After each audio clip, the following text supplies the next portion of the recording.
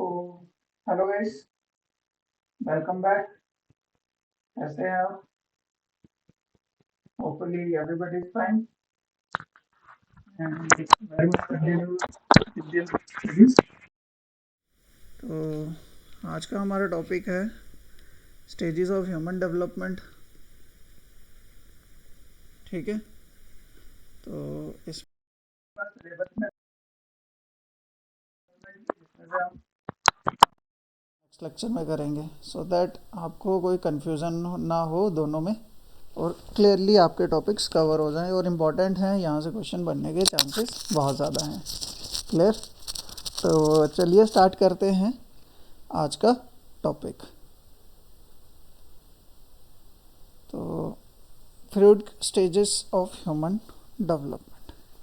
तो ये basically psycho analyst हैं, मतलब जो साइकाइट्रिस्ट होते हैं ना, उन्हीं के समवेयर नियर टू दम। तो इनका रियल नाम प्रॉपर नेम है सिगमंड फ्रूड। जिन्होंने क्या बताया था यहाँ पर मैं आपको समझाता हूँ कि इन्होंने क्या बताया था कि स्टेजेस होती हैं जिसमें इंसान के बिहेवियर में चेंजेस आते हैं। ठीक है, और बिहेवियर, एक्शंस, रेस्पॉन्ड, इस तरह के फीचर्स में चेंजेस आते हैं from time to time as gaps पे।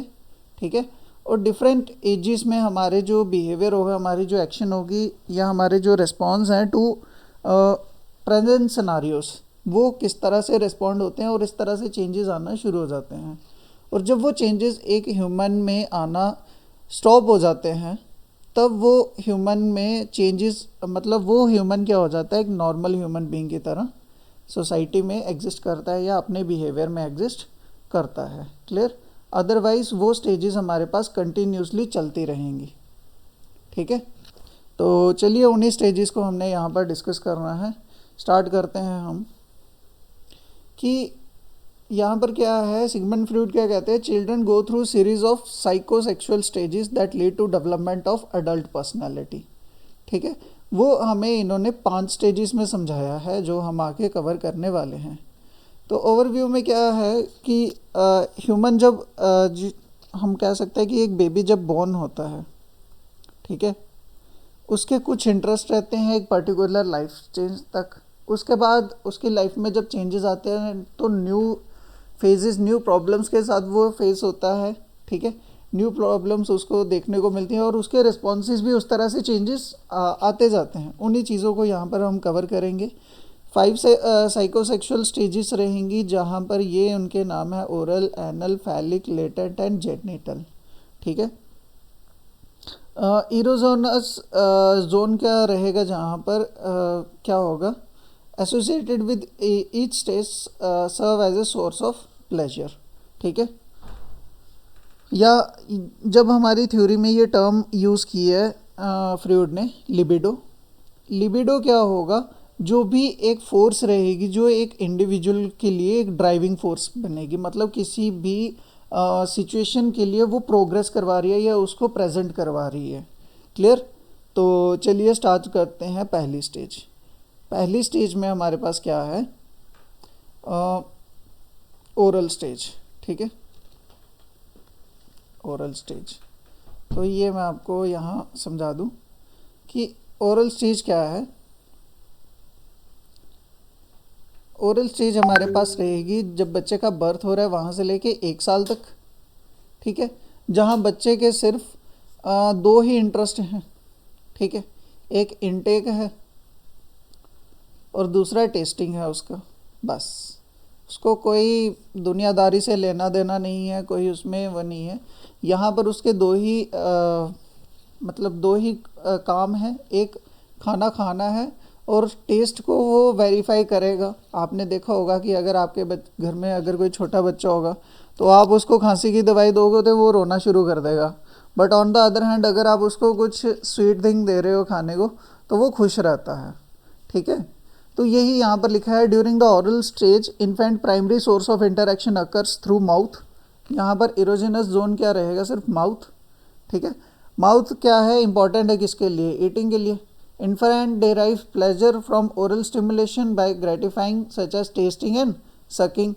Sucking मतलब वो बेसिकली मदर के मिल्क पे ही फीड करेगा फॉर फर्स्ट 1 year, ठीक है, because the infant is entirely dependent upon care taker. The child also develop a sense of trust and comfort through this oral stimulation. तो आपने देखा होगा बच्चा जब भी कोई छोटा रोता है तो उसको यही बोला जाता है कि इसको फीडिंग करवा दो. Clear. Freud believed that individual would have issues with dependency or aggression. Oral fixation can result in problems with drinking, eating, smoking, nail biting, etc. ठीक है, तो ऐसी चीज़ों के साथ उसका जो इंटरेक्शन वो बनेगा. क्लियर. नेक्स्ट स्टेज की बात करें तो नेक्स्ट स्टेज हमारे पास क्या है, एनल स्टेज. ठीक है, एनल स्टेज हमारे पास कितनी देर रहेगी, मतलब 1 से लेके 3 साल तक की एज में रहेगी, जहाँ पर बच्चा क्या समझ रहा है, कुछ चीज़ों को कंट्रोल करना सीख रहा है. ठीक है, थोड़ा बहुत वो प्रेशर को डील करना सीख रहा है. लाइक यहाँ पर एरोजिनस जोन क्या है, bowel and bladder control. Bowel क्या होता है, जहाँ पर इंसान की जो डाइजेशन की कंट्रोलिंग है वो समझ आती है, या उससे जो डाइजेशन नहीं हो पा रहा है उसका क्या होगा, उसकी वो वॉमिटिंग होगी.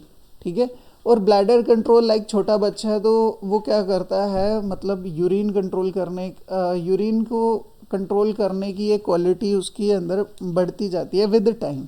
ठीक है, कि अगर कोई मतलब थोड़ी लॉन्ग ट्रैवलिंग सिचुएशन होगी तो बच्चा बोलेगा कि हाँ मेरे को प्रॉब्लम है, लेकिन बच्चा धीरे उसको बोला जाएगा कि हम थोड़ी देर में घर पहुंच जाएंगे, या इस तरह से कुछ बहाना बना के उसमें बच्चे में ये चीज़ें अपने आप क्या होती हैं, धीरे धीरे इंड्यूस होती हैं, और बच्चा इन चीज़ों को धीरे धीरे ग्रास्प करता है. तो समझ लेते हैं. During this stage Freud believe that the primary focus of the libido मैंने बताया था आपको क्या होता है अभी, कि जो ड्राइविंग फोर्स है आपको वो चीज़ हेल्ड करवाने में हेल्प कर रही है, on controlling bladder and bowel movements. Major conflict at this stage is toilet training. The children has to learn to control their bodily needs. Development of this control leads a sense of accomplishment and independence. Freud क्या कहते हैं, success इस stage में अगर मिल जाए तो ये एक पॉजिटिव रिस्पॉन्स देती है. Parents who utilize praise and rewards for using toilet at the appropriate time encourage positive outcomes and help children to capable and productive. But कुछ चीज़ों में ये नेगेटिव भी हो जाते हैं, वो समझते हैं. Freud believe that positive experience एक इंडिविजुअल में क्या कर रहे हैं, उनको कॉम्पिटेंट बना रहे हैं, प्रोडक्टिव बना रहे हैं और क्रिएटिव बना रहे हैं. ठीक है, बट कहीं कहीं पर ये चीज़ें नेगेटिव भी साउंड करती हैं.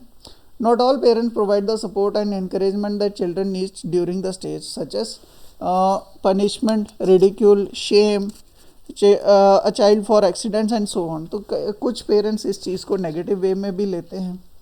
ठीक है, तो फ्रूड यहाँ पर क्या कहते हैं, inappropriate parental responses result in negative outcomes. If parent can take an approach that is too lenient, Freud suggested that anal explosive personality could develop in which the individual has messy, wasteful and destructive personality. ठीक है, तो अगर बच्चा इस तरह का negative behaviour observe कर रहा है तो वो वही चीज़ें सीखेगा जो कहीं ना कहीं बच्चे की ग्रूमिंग के लिए या उसकी डेवलपमेंट में एक हर्डल की तरह रहेंगी throughout their life. If parents are too strict, ठीक है, Freud believed that the anal retentivity personality developed in which the individual is stringent, orderly, rigid and obsessive. Clear? चलिए नेक्स्ट स्टेज की बात करें तो नेक्स्ट स्टेज है हमारे पास phallic stage, जो हमारे पास कब रहती है, 3 to 6 years के बीच में. ठीक है, यहाँ पर एरोजिनस जोन क्या रहता है, जेनिटल्स. तो इसमें क्या है, एक सेकेंड, तो यहाँ पर क्या है कि एक बच्चा होगा, बॉय होगा या गर्ल होगी. ठीक है, यहाँ पर वो क्या करते हैं, वो आइडेंटिफाई कर पा रहे हैं कि बॉय कौन है और गर्ल कौन है, मतलब वो दोनों जेंडर में डिफरेंस करना सीख पा रहे हैं, सबसे बड़ी चीज़ है. ठीक है, और बॉय होने की वजह से उनके माइंड में एक इन्फीरियॉरिटी रहेगी कि जैसी गर्ल्स आउटलुक में है वैसे हम क्यों नहीं हैं. और गर्ल्स के साथ भी सेम सिनेरियो चलेगा कि अगर हम गर्ल्स हैं तो वो हम बॉयज़ जैसा क्यों नहीं हैं. तो ये कहीं ना कहीं एक क्वेश्चनिंग सिचुएशन जो होगी, ठीक है, ये क्वेश्चनिंग सिचुएशन थोड़ा सा एक तरह से इनडायरेक्टली अगर समझा जाए तो एक जेलिसी फैक्टर भी डेवलप कर देगी, ठीक है। जेलिसी इन द सेंस की मतलब ऑक्यूपेंसी, मतलब आप ऑक्यूपाई या कंट्रोल करने की ट्राई कर रहे हो ओवर द अदर। क्लियर? ऐसा कुछ है। एक सेकेंड।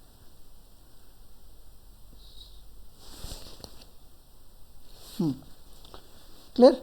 तो यहाँ पर ये सिचुएशन रहेगी, ठीक है। ये इसका बेस है, ये वाला पार्ट जो मैंने ये समझाया ना, क्वेश्चनिंग वाला पार्ट, ये इसमें रहेगा, ठीक है।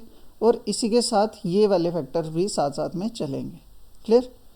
तो यहाँ पर स्टार्ट करें तो फ्रूड यहाँ पर समझाते हैं फैलिक स्टेज में primary focus of the libido is on the genitals. क्या होगा?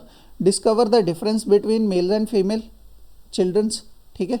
Believe that boy began to view their fathers as the rival of mothers affection, ठीक है। उनको ऐसा, बच्चों को ऐसा लगेगा, ठीक है, बच्चों को ऐसा फील होगा कि वो ओनली हायर है ऑफ मदर्स लव, ठीक है। और यही उनके साथ प्रॉब्लम शुरू हो जाएगी। जैसे बच्चा जब छोटा होता है तो उसका क्या होता है, उसका सबसे ज़्यादा जो बॉन्ड होता है वो मदर के साथ होता है, चाइल्ड टू मदर, ठीक है। अब उस बच्चे में क्या हो चुका है, थोड़ी बहुत अंडरस्टैंडिंग आ चुकी है, तो उसको ऐसा लग रहा है कि जो प्यार मुझे मिलना चाहिए वो अब सिर्फ मुझे नहीं मिल रहा है, बट कि वो फादर के साथ भी है, मदर का, ठीक है।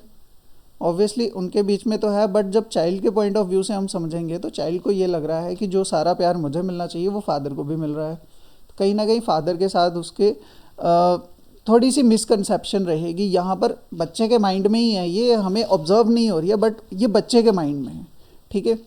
आगे क्या है, ओडिपस कॉम्प्लेक्स क्या होता है, feeling of wanting to possess the mother and the desire to replace the father. तो ये भी बच्चे के साथ रन करती है। However the child also fears that he will be punished by the father for this feelings if fear through terms castration anxiety. इसको Freud क्या कहते हैं, कैस्ट्रेशन एंजाइटी, ठीक है। नेक्स्ट हमारे पास क्या है, इलेक्ट्रा कॉम्प्लेक्स, ठीक है, has been use to describe the similar set of feeling experienced by young girls, ठीक है। Freud observe however believe that girls instead experience penis envy. और इसी चीज़ को ऐड ऑन किया था साइकोलॉजिस्ट कैरन हॉर्नी ने। उन्होंने क्या बोला था, उन्होंने इस थ्योरी को थोड़ा सा क्रिटिसाइज भी किया था और उन्होंने बोला था कि ये कंप्लीट नहीं है और थोड़ी सी इनएक्यूरेट है in the view of women. तो उन्होंने यहाँ पर क्या बताया था, वॉर्म एनवी का कंसेप्ट दिया था, ठीक है। ये समझा देता हूँ मैं आपको दोनों, पेनिस एनवी और वॉर्म एनवी क्या है। तो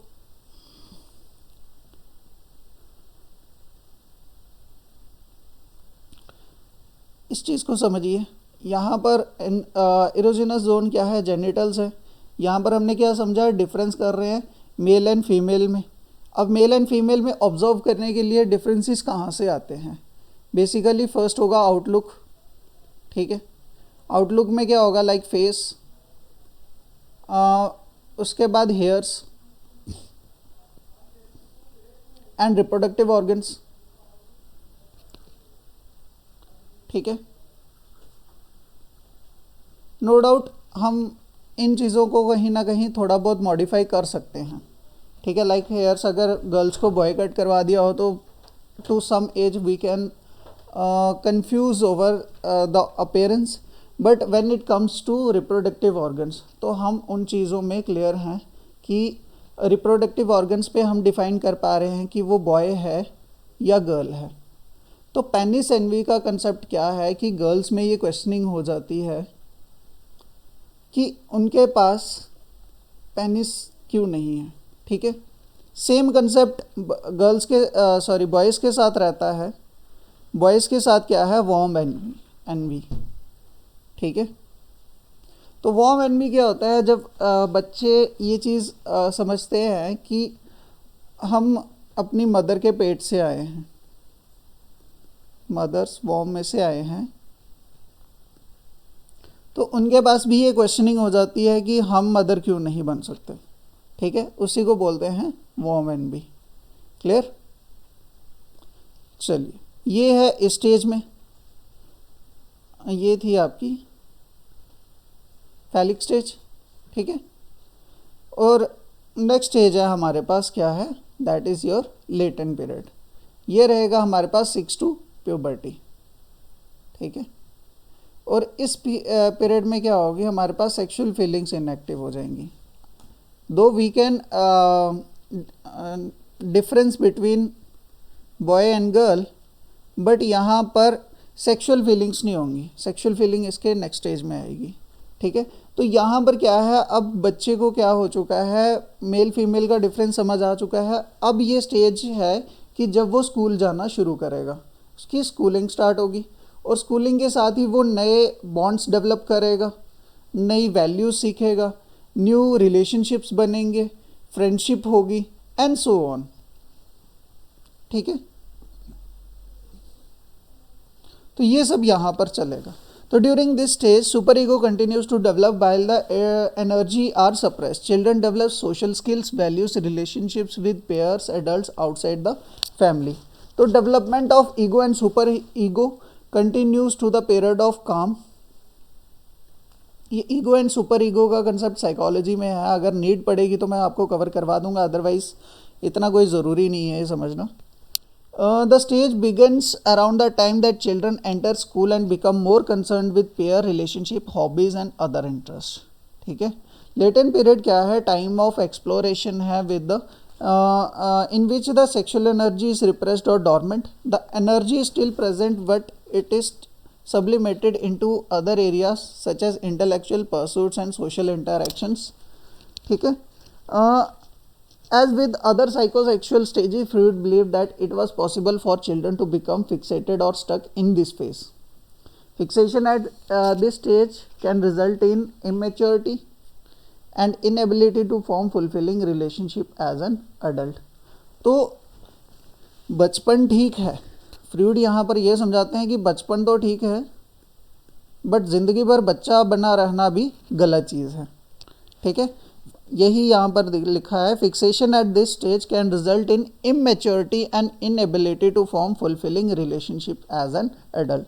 तो जो चीज़ें आपको एज एन एडल्ट करनी है वो आप उन चीज़ों में कहीं ना कहीं अपना 100% नहीं दे पाओगे। क्लियर?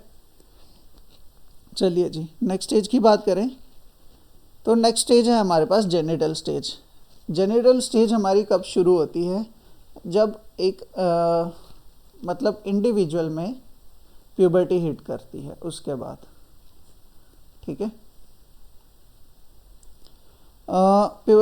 एज रेंज देख लीजिए, puberty to death. Erogenous zone क्या है, मेच्योरिंग सेक्सुअल इंटरेस्ट। यहाँ पर इंसान में क्या होगा, सेक्सुअल ओरिएंटेशन होगी, like attraction towards the opposite sex. ठीक है, onset of puberty cause the libido to become active once again. ठीक है, a strong sexual interest in the opposite sex. This stage begins during puberty but lasts through the rest of a person's life. अब ये कब तक रहेगी, ये depend करता है हमारे पास कि इंसान अपनी चेंजेस में जाके एडल्ट कब बनेगा। जब उसमें एडल्ट वाले फीचर्स आ जाएंगे सारे, तो वो एक नॉर्मल ह्यूमन बीइंग बन जाएगा, अदरवाइज उसकी लाइफ में ये स्टेज कंटिन्यूसली चल रही होगी। ठीक है, when in earlier stages the focus was solely on individual interest, individual needs, interest in the welfare of the others growing during this stage. ठीक है, तो यहाँ पर क्या कहते हैं, unlike many of the other earlier stages of development, Freud believe that the ego and super ego will fully informed and functioning at this point. Younger children are ruled by the id, which demands immediate satisfaction of the most basic need and wants.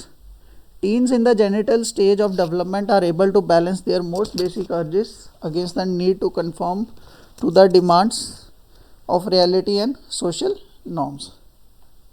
Clear? अब इस theory को evaluate करते हुए क्या बताया है हमारे पास कि ये थ्योरी आज भी कंट्रोवर्शियल है, उस टाइम भी कंट्रोवर्शियल थी, आज भी है, but imagine how audacious it seem during at that moment time span. ठीक है, तो क्रिटिसिज्म भी हुआ है इस थ्योरी का। यहाँ पर क्या है, the theory is focus almost entirely on male development with little mention of female. ठीक है, ये चीज़ हुई है, हमने देखा है कि यहाँ पर हमने सेकंड स्टेज में देखी थी ना ये सिचुएशन।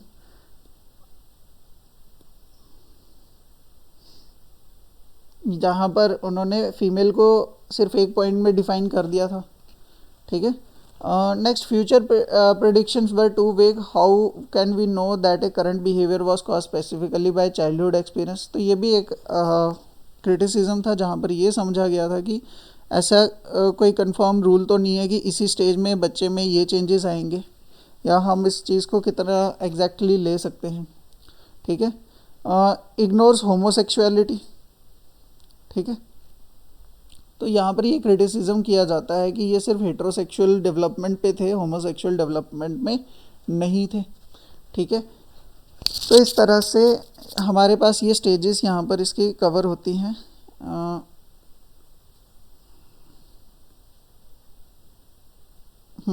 यहाँ पर ये देखिए, यहाँ पर इलेक्ट्रा कॉम्प्लेक्स बताया था ना, और यहाँ पर ये लिखा था, सिर्फ इतना सा लिखा हुआ है, believe that girls instead experience penis envy. But इसी चीज़ को इनको मतलब एक तरह से अपडेट किया था या मॉडिफाई किया था कैरन हॉर्नी ने, जहाँ पर इन्होंने बोला था कि ये डीमीनिंग टू वुमेन है, कि वुमेन्स के बारे में भी आपको उतना ही लिखना चाहिए जितना मेल के बारे में लिख रहे हो। ठीक है, तो ये यहाँ पर ये पॉइंट क्लियर। तो ये थ्योरी यहाँ पर होती है ख़त्म, स्टेजेस इसकी होती हैं ख़त्म। इसके बाद हम नेक्स्ट थ्योरी देखेंगे, एरिक्सन सर ने जो दी थी उसको हम कवर करेंगे। तो मिलते हैं फिर थ्योरी के साथ। Till then, goodbye guys and have a good time. और हाँ, कोई भी डाउट्स हैं तो please free feel to ask. आपके पास मेरा कॉन्टैक्ट नंबर है और आप किसी भी टाइम मुझे कांटेक्ट कर सकते हो। ठीक है, फिर मिलते हैं नेक्स्ट लेक्चर में। टिल देन, पढ़ते रहिए, रिवाइज करते रहिए और मॉक टेस्ट लगाते रहिए। Bye bye.